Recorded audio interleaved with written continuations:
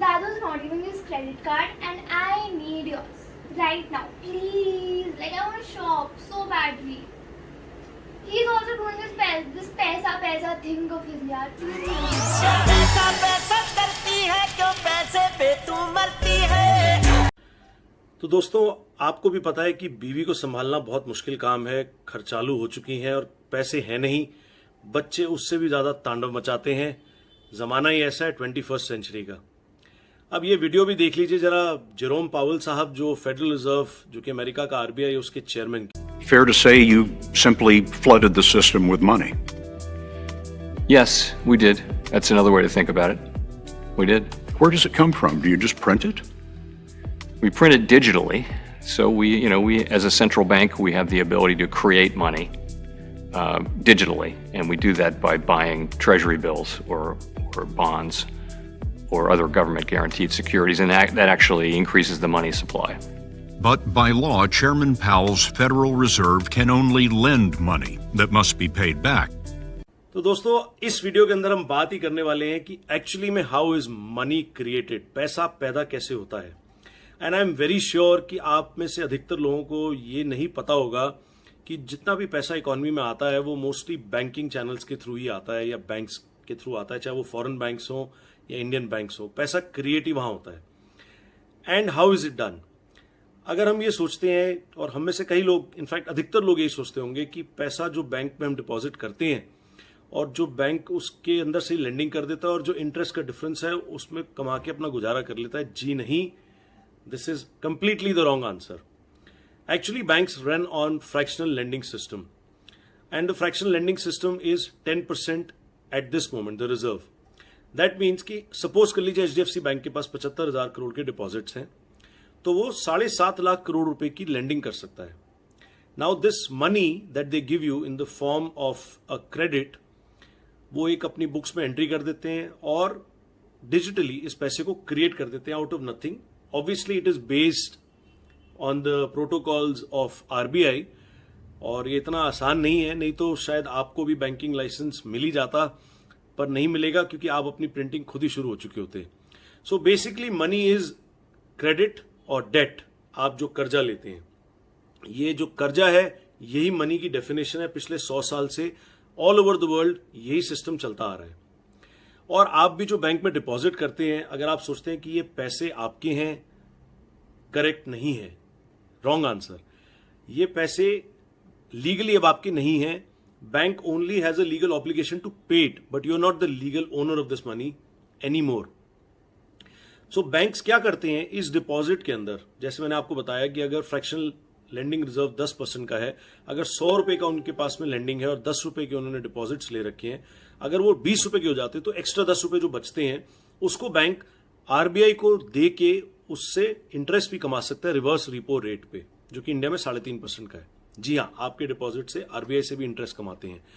और उससे भी बेटर तरीका है मनी क्रिएशन का दूसरा मेथड, जो कि बैंक्स और इन्वेस्टमेंट बैंक्स और म्यूचुअल फंड्स और ये बड़ी बड़ी institutions like hedge funds and pension funds, ये डेरिवेटिव्स मार्केट, जो कि एक गैम्बलिंग मार्केट है कि स्टॉक मार्केट के अंदर कौन सी कमोडिटी या सिक्योरिटी या खुद स्टॉक मार्केट ही ऊपर जाएगी नीचे जाएगी, इसकी बेटिंग करके मार्जिनलाइज्ड वे में कि 10 रुपए के अंदर 100 रुपए की बेटिंग हो जाती है और उससे भी पैसे को क्रिएट किया जाता है। इनफैक्ट ये मनी मार्केट $1 क्वाड्रिलियन की है वर्ल्ड वाइड, 1 with 15 zeros।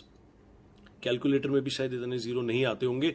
ये फिगर मेरे लिए तो मेरी विजन के बाहर है, तो मैं इसलिए इस फिगर के बारे में नहीं बात करूंगा। $1 क्वाड्रिलियन आप खुद कैलकुलेट कर लीजिएगा।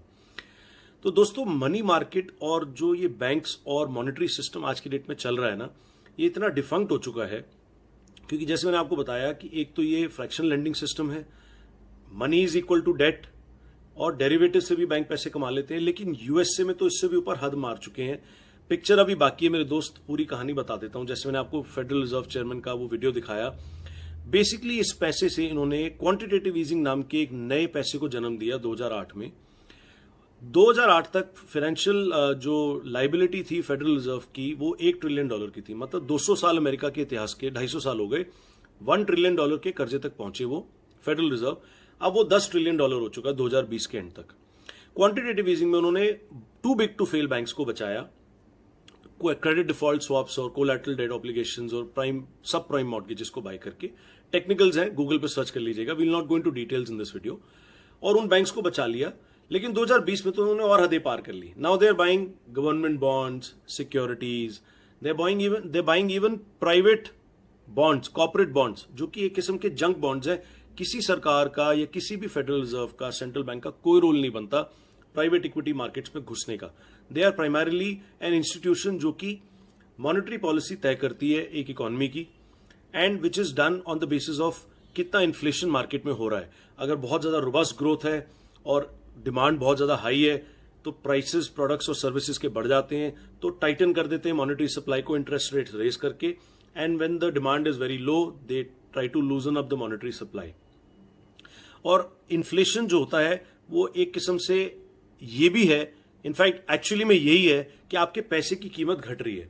आपका पैसा अगर 1000 रुपए आपने बैंक में रखा हुआ है तो साल के एंड में उसकी वैल्यू 950 रुपए हो जाएगी अगर 5% इन्फ्लेशन है।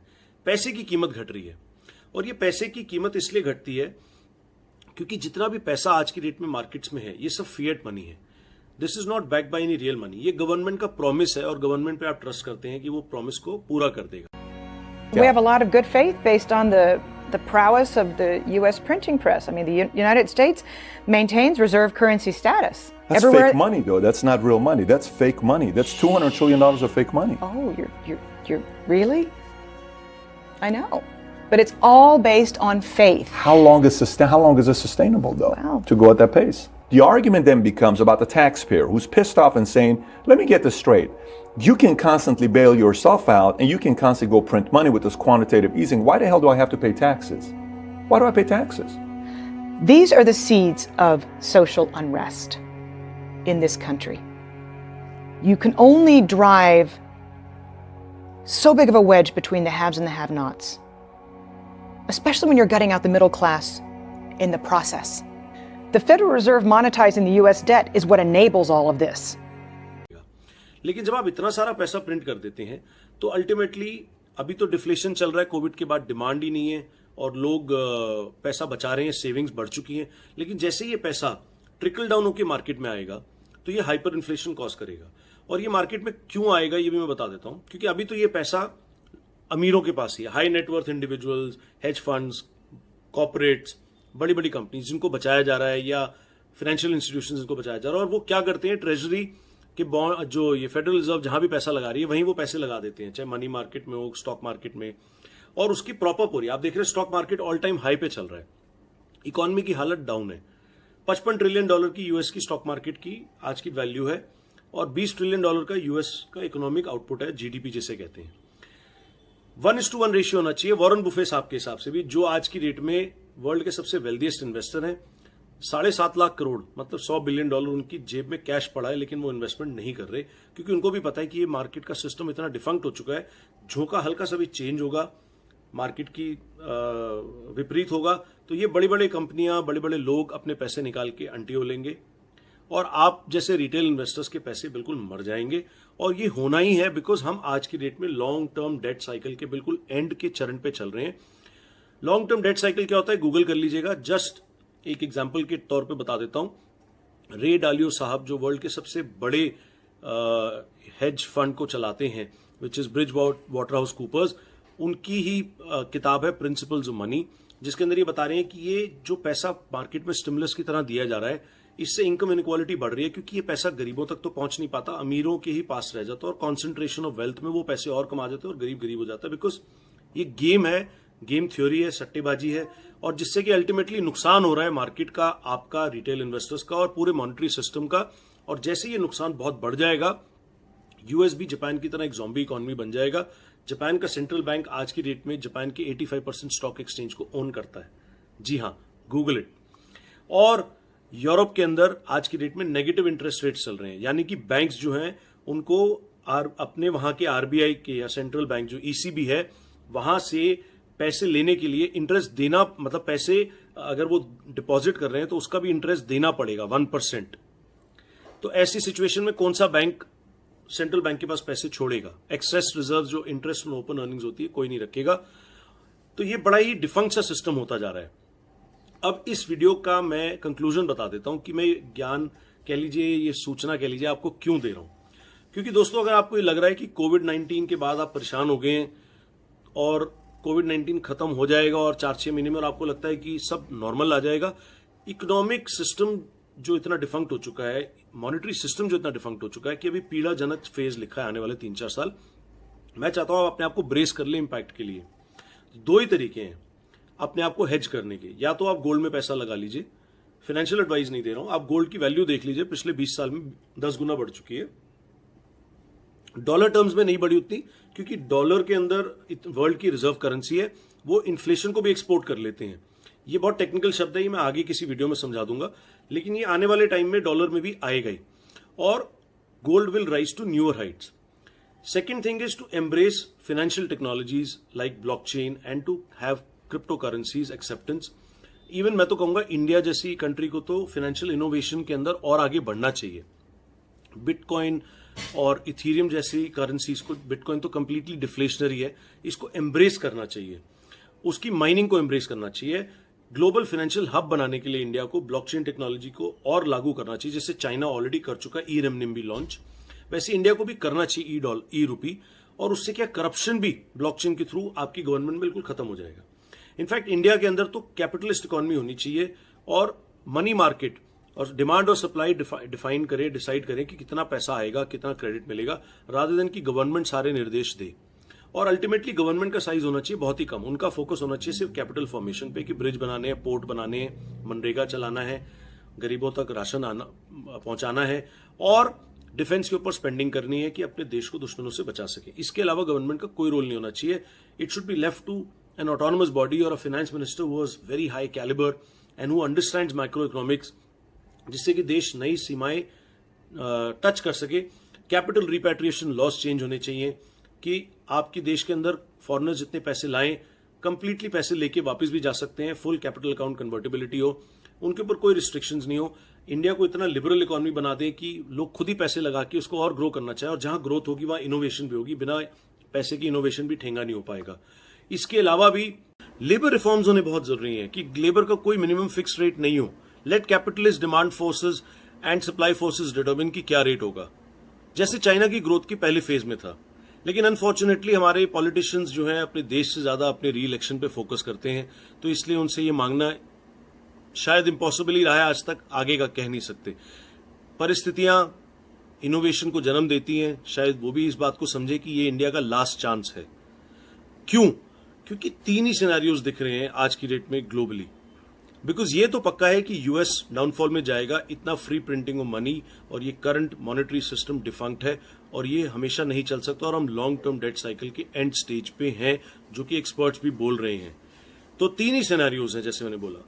एक कि या तो gold will rise to exponential levels, क्योंकि गोल्ड बैक्ड करेंसीज होंगी, जो कि यूएस, यूरोप, जापान अपोज जरूर करेंगे लास्ट फ्रंट तक, क्योंकि उनकी सेंट्रल गवर्नमेंट की जो प्रिंटिंग पावर है वो खत्म हो जाएगी और वो गोल्ड के हाथ में चली जाएगी। There will be no disguise socialism and crony capitalism, क्योंकि डिस्गाइज सोशलिज्म ये है कि लोगों को झूठे वादे करके किसी तरीके री इलेक्ट हो जाना, उनको पैसे देके, और क्रोनी कैपिटलिज्म ये है कि वो जो वादों से पैसा निकलता है वो पैसा उन्हीं क्रोनी कैपिटलिस्ट के हाथ में ही रह जाता है, नीचे तक आ नहीं पाता। तो दूसरा रास्ता ये है, क्योंकि यूएस जैसे बाहर सिस्टम से थोड़ा डाउन हुआ, गोल्ड के प्राइसेस अगर आ गए और गोल्ड एक्सपोनेंशियली राइज कर गया, या फिर फाइनेंशियल न्यू टेक्नोलॉजीज जैसे क्रिप्टो करेंसीज डिसेंट्रलाइज्ड है, जो कि पीयर टू पीयर है, जिसमें किसी सेंट्रल गवर्नमेंट का ना तो कोई रोल था, ना है, ना कोई कंट्रोल हो सकता है। It runs on the blockchain technology in a completely decentralised manner. ये बहुत ही एक्सपोनेंशियल राइज करेंगी। आप भी समझते हैं फेसबुक का मालिक मार्क जुकरबर्ग भी पागल नहीं है, लिब्रा को लॉन्च कर रहा है। हालांकि it is a centralised blockchain, but blockchain is the future. And ये डिसेंट्रलाइज सेंट्रलाइज की कहानी नेक्स्ट वीडियो में करेंगे, but it will compete with each other. और the third scenario will be कि रेमनिम्बी, जो कि चाइना की करेंसी है, वो डोमिनेट करेगी, और ये सब होते हुए में से कोई भी नहीं देखना चाहता। तो दोस्तों, आपको मेरा ये कंटेंट, मेरा ये वीडियो कैसा लगा? Please do like, share and subscribe and let me know your comments. I will keep coming up with good videos to explain about economics, जिसके अंदर मेरी ज़्यादा समझ है, so that you are entertained as well as educated. You can make good decisions to protect your wealth. Thank you and signing off.